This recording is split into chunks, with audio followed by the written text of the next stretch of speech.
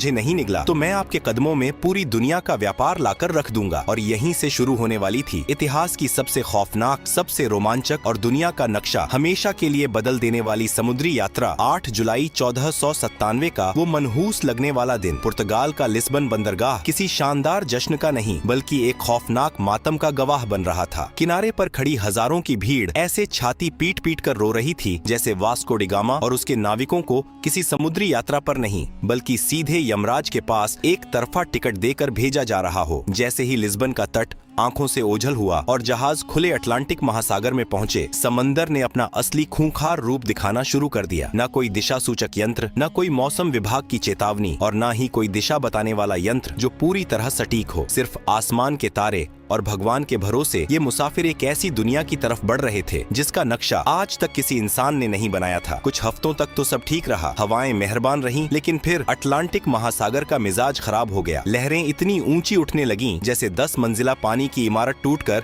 सीधे जहाजों पर गिर रही हो। आसमान में बिजलियां ऐसे कड़क रही थीं मानो ऊपर कोई महायुद्ध चल रहा हो। तूफानी हवाओं ने जहाजों के पालों को फाड़कर चीथड़े कर दिया। लकड़ी के जहाज ऐसे चरमरा रहे थे जैसे कोई अदृश्य दैत्य उनकी हड्डियां चबा रहा हो। निचले हिस्से में नाविकों की हालत देखकर तरस आता था। दिन रात के हिचकोलों से उल्टियां करते करते उनकी आंतें बाहर आ रही थीं। हर कोई माथा पकड़कर रो रहा था। भाई, किस पागल के चक्कर में पड़ गए? शांति से पुर्तगाल में बैठकर सूखी रोटी खा लेते। ये भारत के मसालों के चक्कर में अब समंदर की मछलियों का चारा बनेंगे। तूफान तो जैसे तैसे पार हो गया, लेकिन फिर एक और खामोश, अदृश्य और खूंखार दुश्मन ने उन पर हमला कर दिया। शरीर घलाने वाली बीमारी, महीनों से ताजा खाना, फल और जीवन देने वाले तत्व न मिलने के कारण नाविकों के मसूड़ों से खून बहने लगा। उनके दांत सड़कर टूट टूट कर हाथों में आने लगे। शरीर पर बड़े बड़े छाले पड़ गए और भयानक बदबू उठने लगी। जहाज का निचला हिस्सा एक तैरते हुए अस्पताल और मुर्दा घर में तब्दील हो गया था। रोज किसी न किसी नाविक की लाश को एक भारी पत्थर बांधकर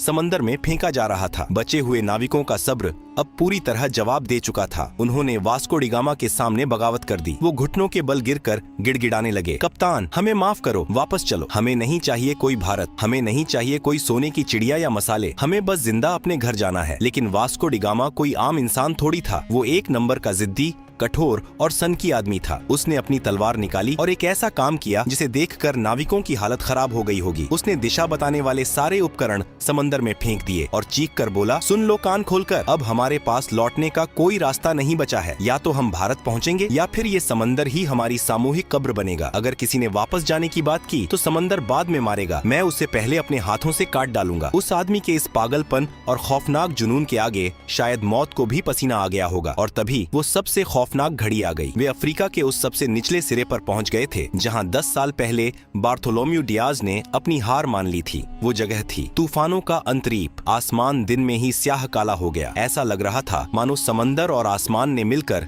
इन जहाजों को पीसने की कसम खा ली हो। लहरें इतनी विशाल थीं कि जहाज उनके सामने पानी के बुलबुले लग रहे थे। एक लहर जहाज को आसमान की तरफ उछालती तो दूसरी उसे पाताल में धकेल देती। साउ राफेल जहाज का ढांचा बुरी तरह टूट गया था। हर नाविक ने अपनी आंखें बंद कर लीं और अपने अंतिम समय की प्रार्थना करने लगा। लेकिन वास्को डी गामा जहाज के पहिए को लोहे की तरह मजबूती से पकड़े, सीना ताने, तूफान की आंखों में आंखें डालकर खड़ा था। प्रकृति अपने पूरे रौद्र रूप में थी। वो उन्हें निगलना चाहती थी, लेकिन एक इंसान की शुद्ध जिद और पागलपन के आगे वो भी हारने लगी। कई दिनों की इस रोंगटे खड़े करने वाली मौत की लड़ाई के बाद अचानक एक सुबह चमत्कार हुआ। तूफान थम गया, हवाएं सर्द से गर्म होने लगीं, लहरें शांत हो गईं और पानी का रंग बदल गया। वास्को डी गामा और उसके बचे खुचे थके हारे नाविकों ने अपनी आंखें खोली। उन्होंने वो कर दिखाया था जो दुनिया के इतिहास में आज तक किसी ने नहीं किया था। उन्होंने उस मौत के दरवाजे को तोड़ दिया था और अब वे एक बिल्कुल नए महासागर, हिंद महासागर में प्रवेश कर चुके थे। उस दिन के बाद से उस खूंखार तूफानों के अंतरीप का नाम बदलकर हमेशा के लिए उम्मीद की किरण रख दिया गया, क्योंकि अब उन्हें यकीन हो गया था कि भारत का रास्ता यहीं से जाता है। लेकिन कहानी अभी बाकी थी मेरे दोस्त। वे हिंद महासागर में तो आ गए थे, लेकिन भारत अभी भी बहुत दूर था। और सबसे बड़ी मुसीबत ये थी कि ये समंदर उनके लिए बिल्कुल नया था। यहाँ का पानी, यहाँ की हवाएं, सब कुछ अनजान था। उन्हें नहीं पता था कि भारत किस दिशा में है। उन्हें अब एक ऐसे इंसान की सख्त तलाश थी जो इस अनजान पानी का उस्ताद हो, जो उनका हाथ पकड़कर उन्हें उस स्वर्ण भूमि तक ले जाए। उन्हें एक स्थानीय राहगीर चाहिए था जो आज के सजीव नक्शे की तरह उन्हें सीधा रास्ता दिखा सके, और वो इंसान उन्हें मिलने वाला था पूर्वी अफ्रीका के मालिंदी तट पर। एक ऐसा आदमी जिसकी एक उंगली के इशारे ने पूरी दुनिया का भूगोल और इतिहास हमेशा के लिए पलट कर रख दिया। अफ्रीका के पूर्वी तट पर मालिंदी नाम का एक शांत और खूबसूरत बंदरगाह था। मौत के समंदर को पार करने के बाद वास्को डी गामा के टूटे फूटे जहाज और उसके बदबूदार थके हारे नाविक जब वहां पहुंचे तो उनकी हालत जिंदा लाशों जैसी हो चुकी थी। उन्हें बस एक ही चीज की तलाश थी, कोई ऐसा इंसान जो उन्हें उस रहस्यमयी भारत तक ले जाए। उन्हें आज के दौर का एक जिंदा नक्शा चाहिए था, और यहीं पर इतिहास ने सबसे बड़ा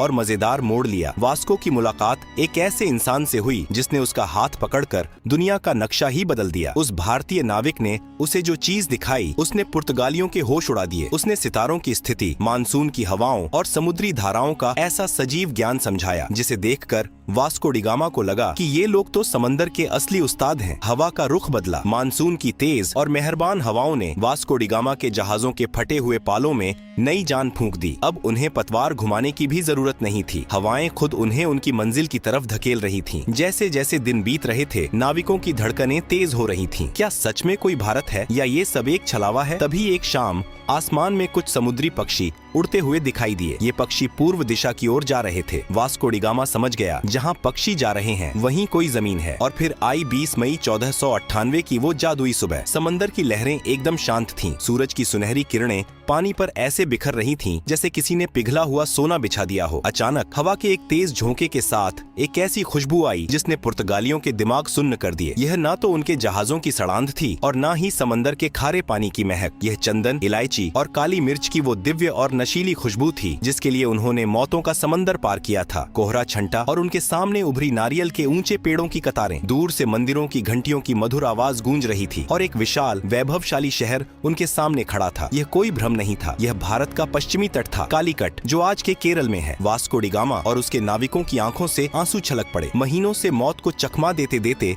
वे आखिरकार उस स्वर्ण भूमि पर पहुंच ही गए थे। जैसे ही जहाज किनारे लगे, नाविक पागलों की तरह जमीन पर कूद पड़े। वे घुटनों के बल गिरे। कुछ ने रेत को चूम लिया, कुछ रोते हुए आसमान की तरफ हाथ जोड़कर भगवान का शुक्रिया अदा करने लगे। यह सिर्फ एक समुद्री यात्रा की जीत नहीं थी, यह यूरोप के उस खौफ पर जीत थी जो उन्हें सदियों से डराता आ रहा था। लेकिन जब वास्को डी गामा ने कालीकट के बाजार में कदम रखा तो उसके होश फाख्ता हो गए। उसने सोचा था कि वो किसी पिछड़ी हुई जगह पर जा रहा है, लेकिन कालीकट तो उस समय का महान नगर या स्वर्ण नगरी लग रहा था। बंदरगाह पर दर्जनों देशों के व्यापारी मौजूद थे। सोने की तरह चमकते मसाले बोरियों में ऐसे खुले पड़े थे जैसे उनके यहाँ मिट्टी पड़ी होती है। रेशम के कपड़े, बेशकीमती रत्न और मसालों के पहाड़ देखकर वास्को डी गामा को समझ आ गया कि जिस भारत को वो खोजने का घमंड कर रहा था, वो भारत तो पहले से ही दुनिया के व्यापार का सरताज बना बैठा था। फिर बारी आई वहाँ के राजा से मुलाकात की। केरल के उस बेहद शक्तिशाली राजा का नाम था जामोरिन। जरा इस अजीबो गरीब सांस्कृतिक टकराव की कल्पना कीजिए। राजा जामोरिन अपने भव्य दरबार में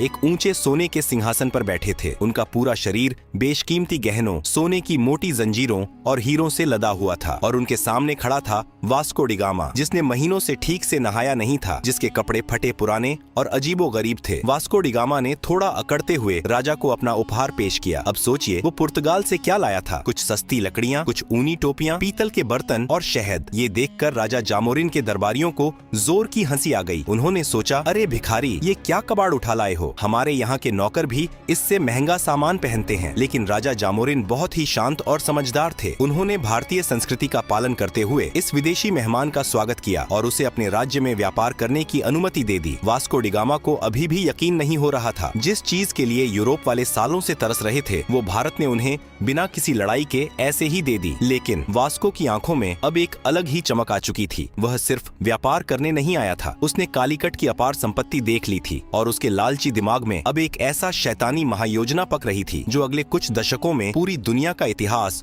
खून से लिखने वाला था। वास्को डी गामा ने कालीकट में कुछ महीने बिताए और वहाँ का चप्पा चप्पा छान मारा। उसने देखा कि यहाँ का माल तो एकदम सबसे उत्तम है। उसने अपनी बची खुची कौड़ियों और पैसों से अपने जहाजों को मसालों से ऐसे भर लिया जैसे कोई इंसान किसी मुफ्त की दावत में अपनी प्लेट में खाना ठूंसता है। काली मिर्च, लौंग, दालचीनी, जहाजों की लकड़ी तक मसालों की महक से सराबोर हो गई थी। एक भारतीय जहाज भी उसने अपने साथ ले लिया ताकि माल ज्यादा ले जाया जा सके। अब बारी थी वापसी की। वापसी का सफर भी कम खौफनाक नहीं था। बीमारियां और तूफान फिर से नाविकों पर टूट पड़े, लेकिन इस बार उनके पास एक उम्मीद थी। उनके जहाजों के निचले हिस्से में करोड़ों का खजाना भरा हुआ था। जब वास्को डी गामा का बचा खुचा बेड़ा पुर्तगाल के लिस्बन बंदरगाह पर वापस लौटा तो वहाँ का नजारा देखने लायक था। जो लोग उसे रोते हुए यमराज के पास विदा कर रहे थे वो अब उसकी आरती उतारने को तैयार खड़े थे। राजा मैनुअल प्रथम तो खुशी से नाचने लगा, लेकिन असली भूचाल तब आया जब वास्को ने अपना माल पुर्तगाल के बाजार में उतारा। इतिहास का सबसे बड़ा खजाना हाथ लग चुका था। इस समुद्री यात्रा का सारा खर्च, नाविकों का वेतन, टूटे जहाजों का भारी नुकसान, यह सब कुछ काटने के बाद भी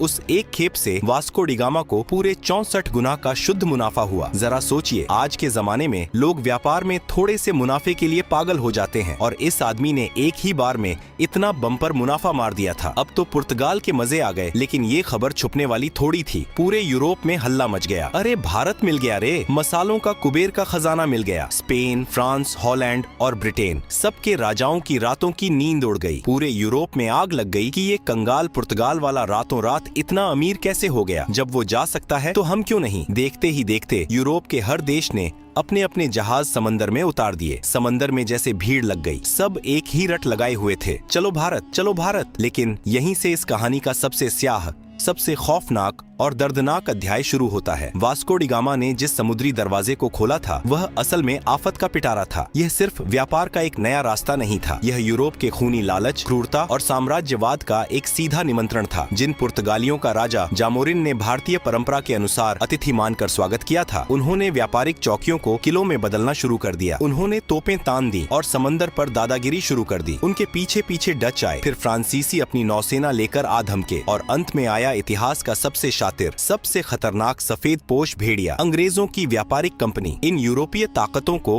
अब सिर्फ मसाले नहीं चाहिए थे, उनकी नजर अब पूरी सोने की चिड़िया पर थी। उन्होंने भारत की रियासतों को आपस में लड़ाना शुरू कर दिया। भारत का वो शांत और वैभवशाली तट जो कभी सिर्फ रेशम, मसालों और संस्कृति के आदान प्रदान का वैश्विक केंद्र था, अब बारूद की गंध, तोपों की गूंज और कूटनीति के गंदे खेल से दहलने लगा। जिस देश ने अपनी महान उदारता के चलते एक फटेहाल, थके हारे विदेशी नाविक को पनाह दी थी, उसी देश को इन व्यापारियों ने अपनी गुलामी की बेड़ियों में जकड़ लिया। व्यापार के नाम पर लूट का ऐसा नंगा नाच शुरू हुआ जिसने दुनिया के सबसे अमीर देश की कमर तोड़ दी। सदियों तक भारत के माथे पर उपनिवेशवाद का कलंक थोप दिया गया। भारत का सारा सोना, सारा वैभव जहाजों में भर भर कर यूरोप की तिजोरियों में जाने लगा और वहाँ की सड़कें भारतीय खून पसीने से चमकने लगी। लेकिन क्या भारत सिर्फ एक जमीन का टुकड़ा था जिसे कोई भी नाविक आकर खोज ले और कोई भी राजा आकर जीत ले? नहीं, भारत एक विचार है, एक अजेय और अमर आत्मा है। सदियों की गुलामी, अकल्पनीय शोषण और घोर अंधकार के बावजूद इस आत्मा की आग को कुचला नहीं जा सका। वास्को डी गामा ने भले ही 1498 में भारत की जमीन तक पहुँचने का रास्ता खोजा था, लेकिन दुनिया ने असली भारत को तब जाना जब 15 अगस्त 1947 को